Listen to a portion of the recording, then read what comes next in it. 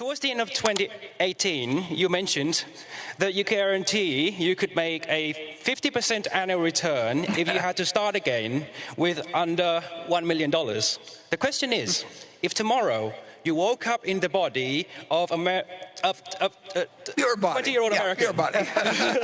But that's fine. And your name was now Warren Buffett. And you had some money to invest on a full-time basis. What method or methods would you use to achieve that return? Would it involve flipping through 20,000 pages of Moody's manual or similar publications? Yep. Or finding, to find sticker butts?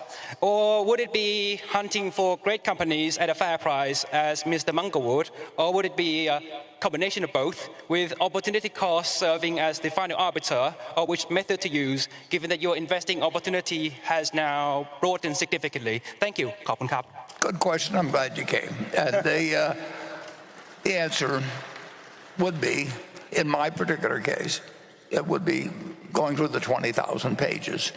And since we were talking about railroads, I went through the Moody's Transportation Manual a couple of times. That was 1,500 or 2,000 pages, or probably 1,500 pages. And I found all kinds of interesting things when I was 50 or when I was 20 or 21. And I don't imagine there's anybody here that knows about the Green Bay and Western Railroad Company, but there were hundreds and hundreds of railroad companies, and I like to read about every one of them. The Green Bay and Western, in those days, everybody had a nickname for railroads. I mean, that was just what Northern Pacific was, the Nipper, and Phoebe Snow was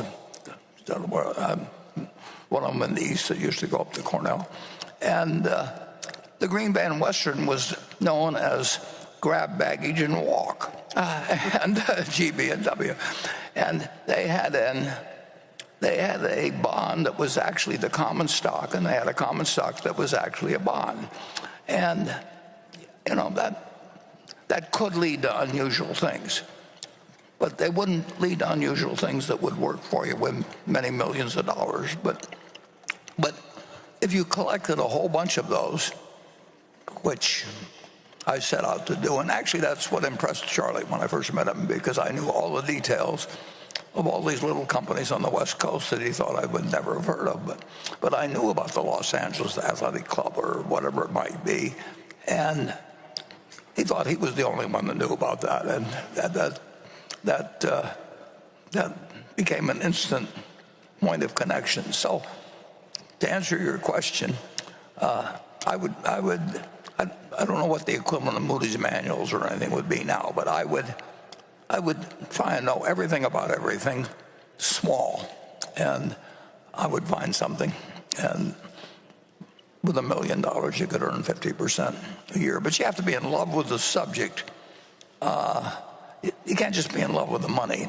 You really got to just find it like essentially like, people find other things in other fields because they just love looking for it.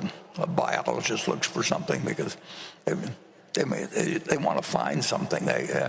And that's built into. I don't know how the human brain works that much, and I don't think anybody understands too well how the human brain works. But there's different people that just find it exciting to expand their knowledge in a given area.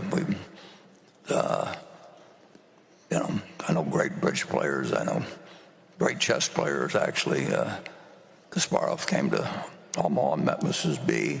I've had the luck of meeting a lot of people that are unbelievably smart in their own arena and do some unbelievably dumb things in other areas. So all I know is the human brain is complicated, but it does its best when you find out what your brain is really suited for, and then you just pound the hell out of it from that point. And that's what I would be doing if I had a small amount of money and I wanted to make 50% a year, but I also wanted to just play the game.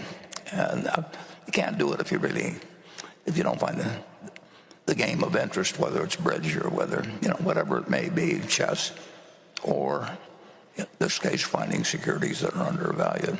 But it sounds to me like you're on the right track. I mean, anybody that'll come all the way to this annual meeting has got something in their mind other than bridge or chess. So I'm glad you came, and come again next year.